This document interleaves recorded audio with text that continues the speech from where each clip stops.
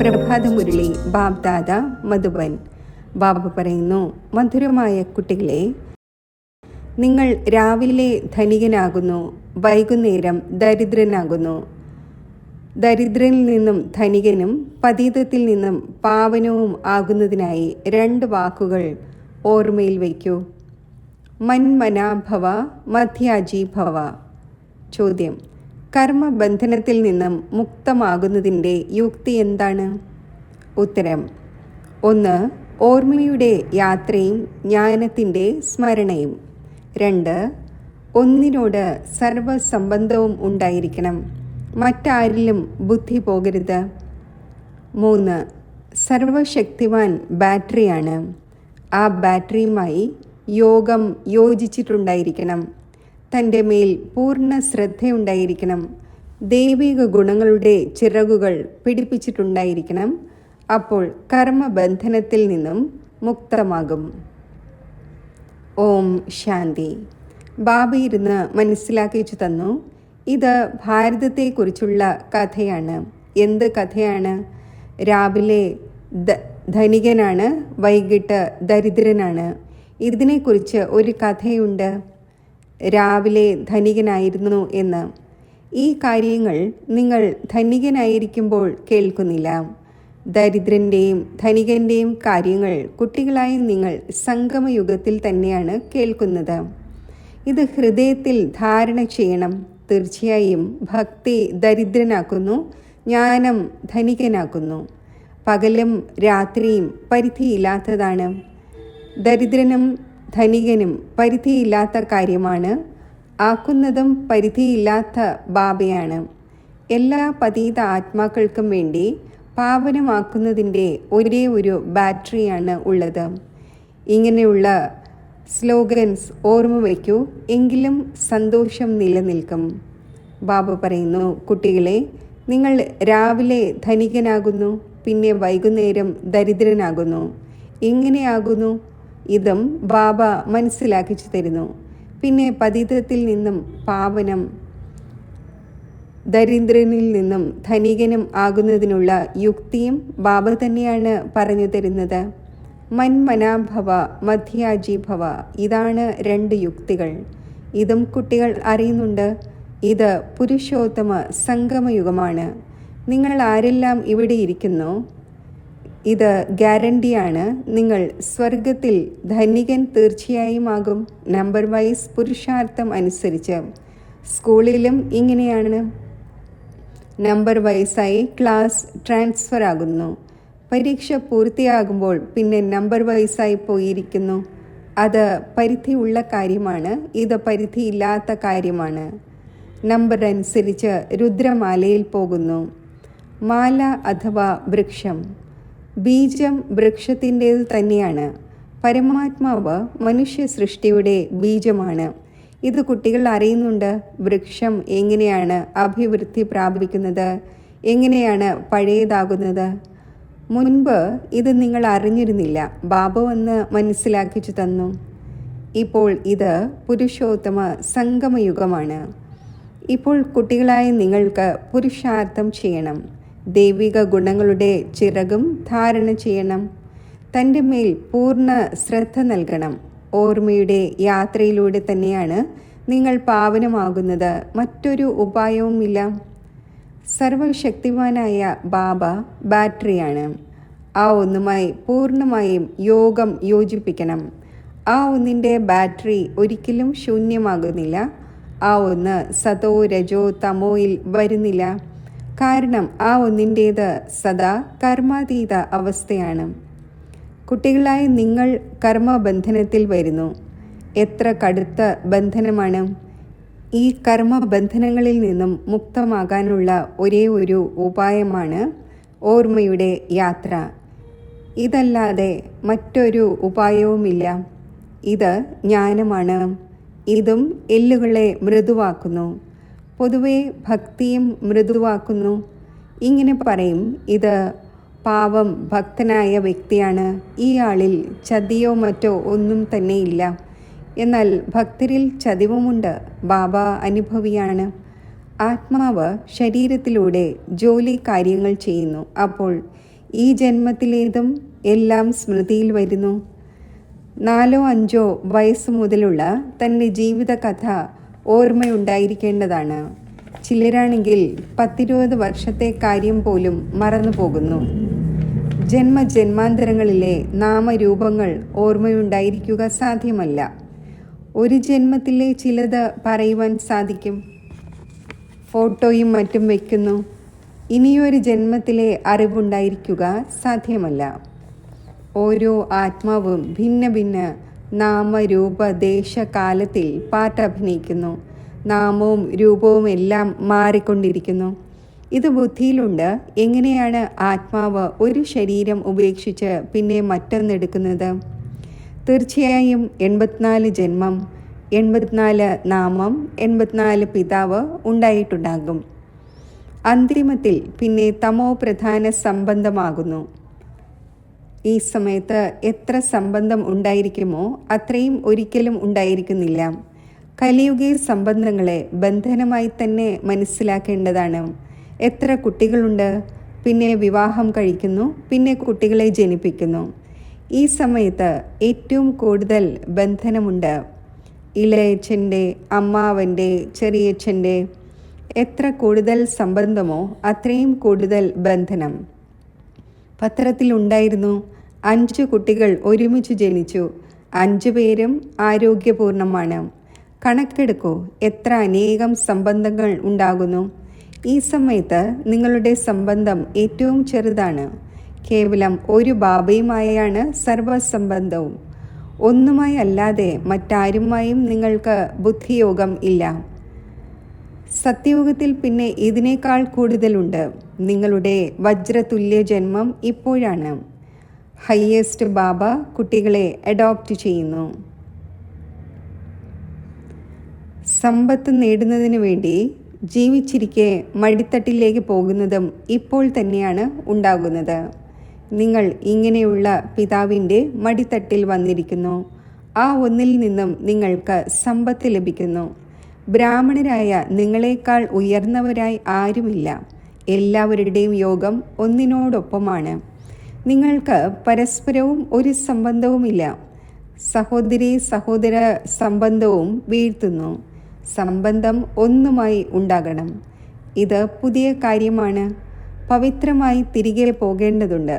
ഇങ്ങനെയെല്ലാം വിചാരസാഗര മഥനം ചെയ്യുന്നതിലൂടെ നിങ്ങൾ വളരെയധികം ശോഭനീയമാകും. സത്യുഗീയ ശോഭയും കലിയുഗീയ ശോഭയും തമ്മിൽ രാപ്പകലിൻ്റെ വ്യത്യാസമുണ്ട്. ഭക്തി മാർഗത്തിൻ്റെ സമയം തന്നെ രാവണൻ്റെ രാജ്യമാണ്. അവസാനം സയൻസിൻ്റെ ഗർവം എത്രയുണ്ടാകുന്നു. ഏതുപോലെ സത്യയുഗവുമായി താരതമ്യം ചെയ്യുന്നു. ഒരു പുത്രി സമാചാരം എഴുതി. ഞാൻ ചോദ്യം ചോദിച്ചു, സ്വർഗത്തിലാണോ അതോ നരകത്തിലാണോ? അപ്പോൾ 4-5 പേർ പറഞ്ഞു, നമ്മൾ സ്വർഗത്തിലാണ്. ബുദ്ധിയിൽ രാപ്പകലിൻ്റെ വ്യത്യാസമുണ്ടാകുന്നു. ചിലർ വിചാരിക്കുന്നു നമ്മൾ നരകത്തിലാണ്. പിന്നെ അവർക്ക് മനസ്സിലാക്കിച്ചു കൊടുക്കേണ്ടി വരും, സ്വർഗവാസിയാകാൻ ആഗ്രഹിക്കുന്നുണ്ടോ? സ്വർഗം ആര് സ്ഥാപിക്കുന്നു? ഇത് വളരെ മധുരമായ കാര്യങ്ങളാണ്. നിങ്ങൾ നോട്ട് ചെയ്യുന്നു, എന്നാൽ ആ കോപ്പിയിൽ തന്നെ നോട്ട്സ് അവശേഷിക്കുന്നു. വേണ്ട സമയത്ത് ഓർമ്മ വരുന്നില്ല.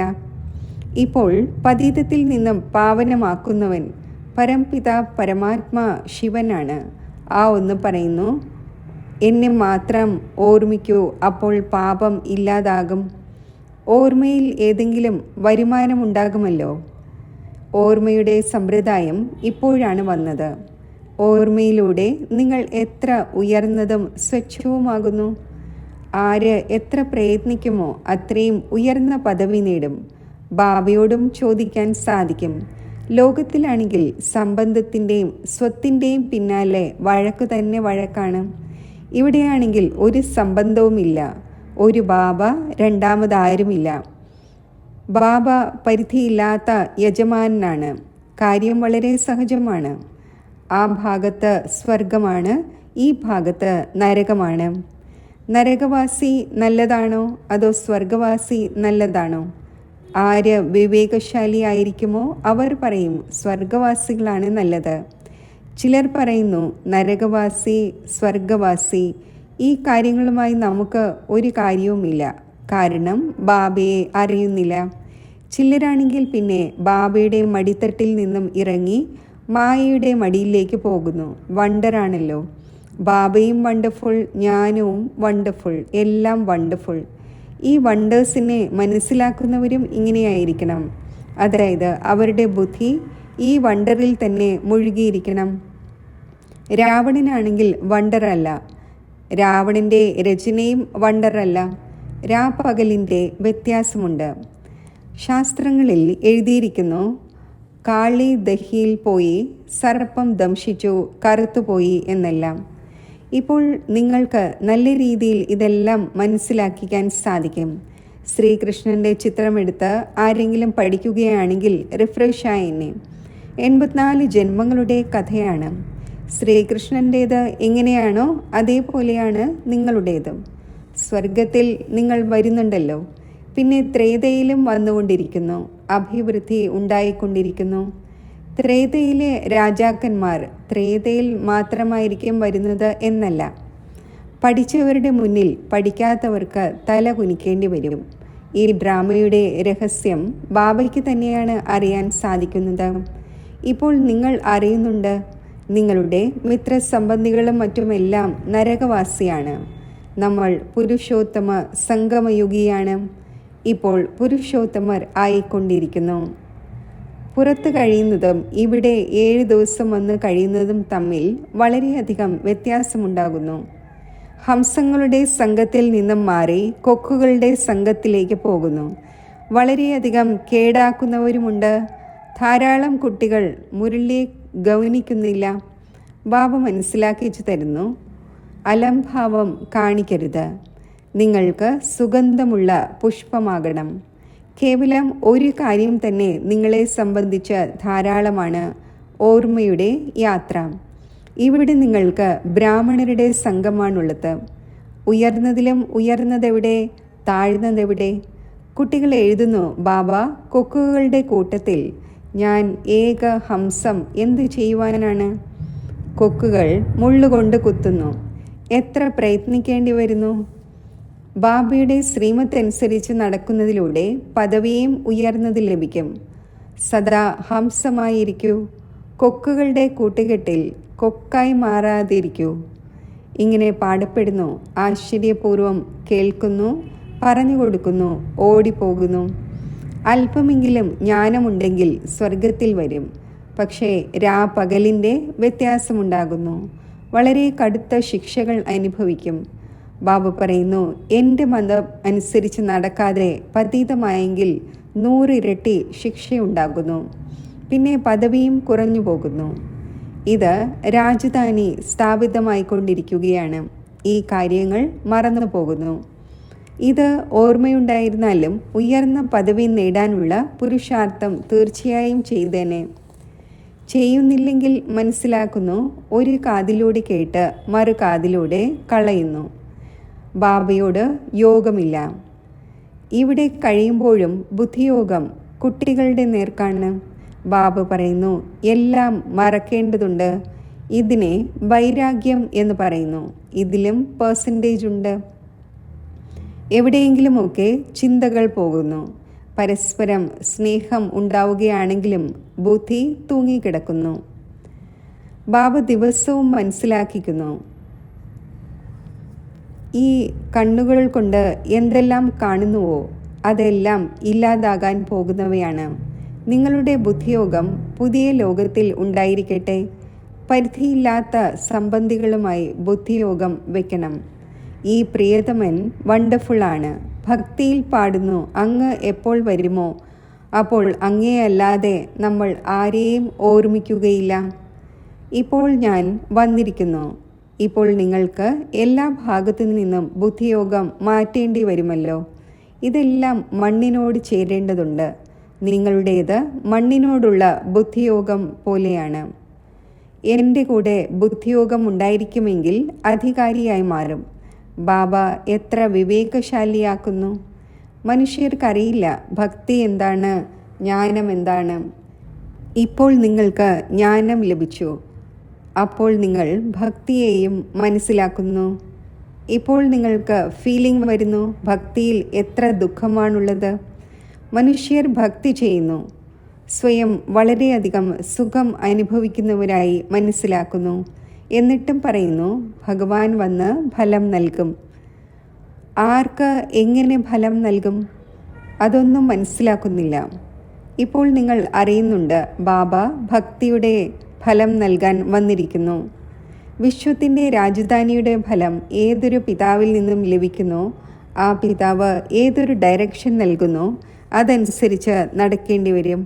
അതിനെ പറയുന്നത് ഉയർന്നതിലും ഉയർന്ന മതം എന്നാണ്. മതം എല്ലാവർക്കും ലഭിക്കുന്നു. പിന്നെ ചിലർക്ക് നടക്കാൻ സാധിക്കുന്നു, ചിലർക്ക് നടക്കാൻ സാധിക്കുന്നില്ല. പരിധിയില്ലാത്ത ചക്രവർത്തി രാജ്യം സ്ഥാപിതമാകേണ്ടതുണ്ട്. നിങ്ങളിപ്പോൾ മനസ്സിലാക്കുന്നുണ്ട് നമ്മൾ എന്തായിരുന്നു, ഇപ്പോൾ നമ്മുടെ അവസ്ഥ എന്താണ്. മായ പൂർണ്ണമായും ഇല്ലാതാക്കുന്നു. ഇത് ജഡങ്ങളുടെ ലോകം പോലെയാണ്. ഭക്തിമാർഗത്തിൽ നിങ്ങൾ എന്തെല്ലാം കേട്ടിരുന്നോ അവയെല്ലാം സത്യം സത്യം എന്ന് പറഞ്ഞിരുന്നു.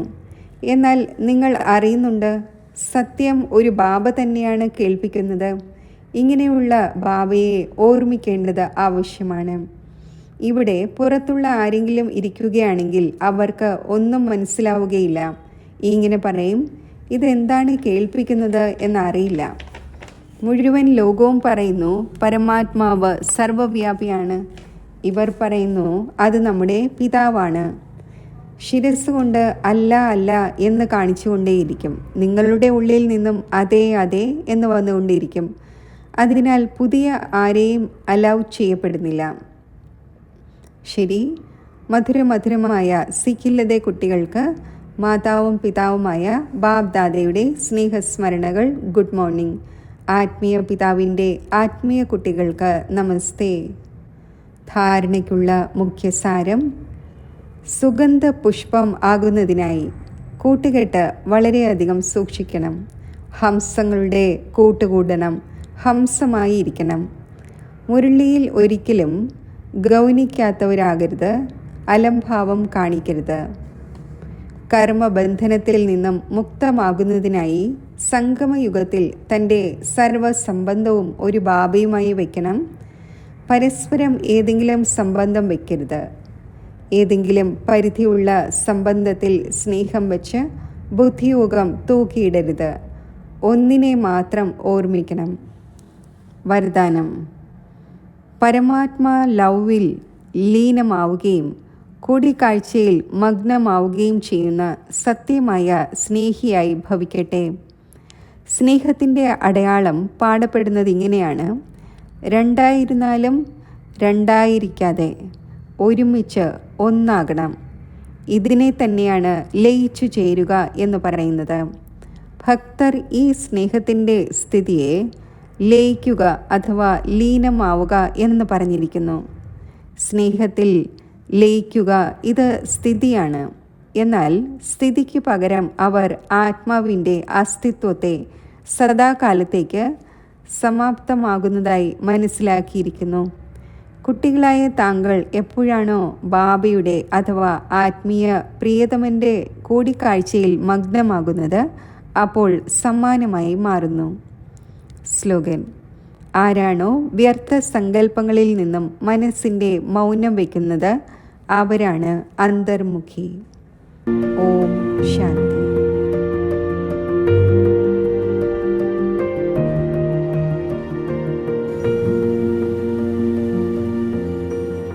യോഗത്തിൻ്റെ അഭ്യാസം.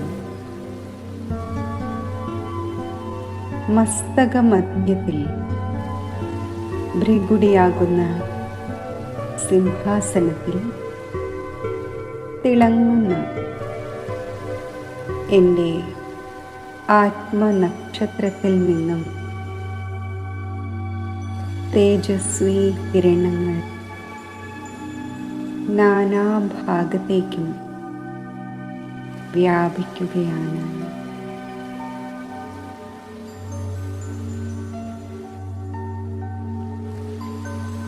ഈ ദേഹി അഭിമാനി സ്ഥിതിയിൽ സ്ഥിതി ചെയ്യവേ ഞാൻ ബാപ്ദാദയുടെ മധുരമായ സാന്നിധ്യം അനുഭവിക്കുന്നു.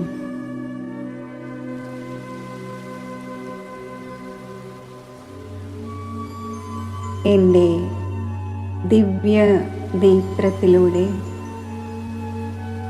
ബാപ്ദാദയെ ഞാൻ സ്പഷ്ടമായി മുന്നിൽ കാണുകയാണ്.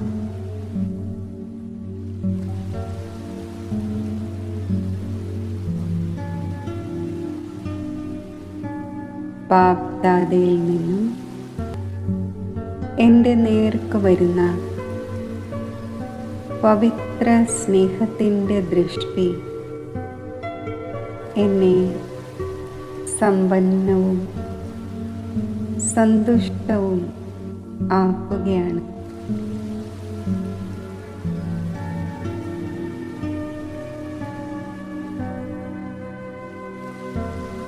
ബാപ്ദാദയുടെ വരദാനി ഹസ്തം ഞാൻ എൻ്റെ ശിരസിൽ അനുഭവിക്കുകയാണ്.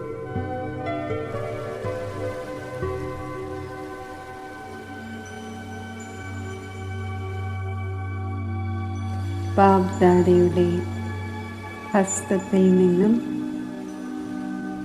ശക്തികളുടെ വൈബ്രേഷൻസ് എന്നിൽ ഉൾക്കൊള്ളപ്പെടുന്നു.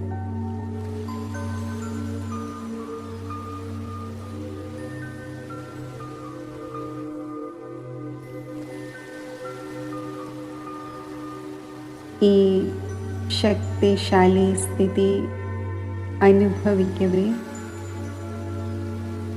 ഒരു സെക്കൻഡിൽ എൻ്റെ ദിവ്യ ബുദ്ധിയിലൂടെ ഞാൻ പരമധാമത്തിൽ എത്തിച്ചേരുകയാണ്.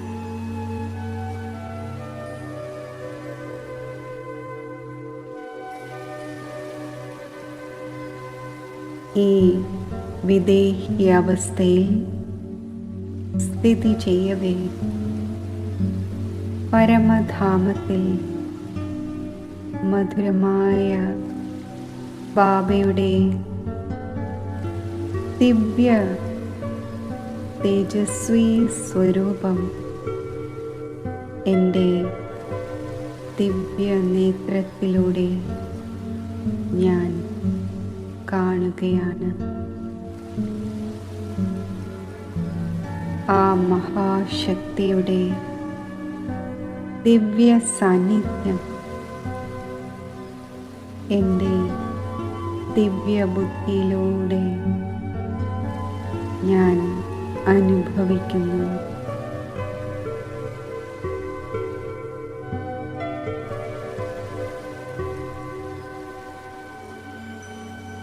സർവശക്തിവാനായ ശിവ് ബാബ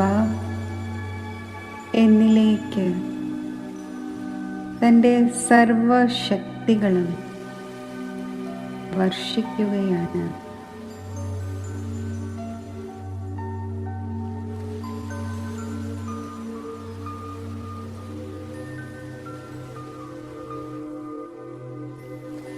പരമാത്മാ ശക്തികളുടെ തേജസ്വി കിരണങ്ങൾ എന്നെ സർവശക്തി സ്വരൂപമാക്കി മാറ്റുന്നു. ഈ ശക്തിശാലി സ്ഥിതിയിലിരുന്നു കൊണ്ട് ഞാൻ മുഴുവൻ ലോകത്തിലെ ആത്മാക്കൾക്കും പ്രകൃതിക്കും സദോ പ്രധാനതയുടെ ഈശ്വരീയ ശക്തി പകർന്നു നൽകുകയാണ്.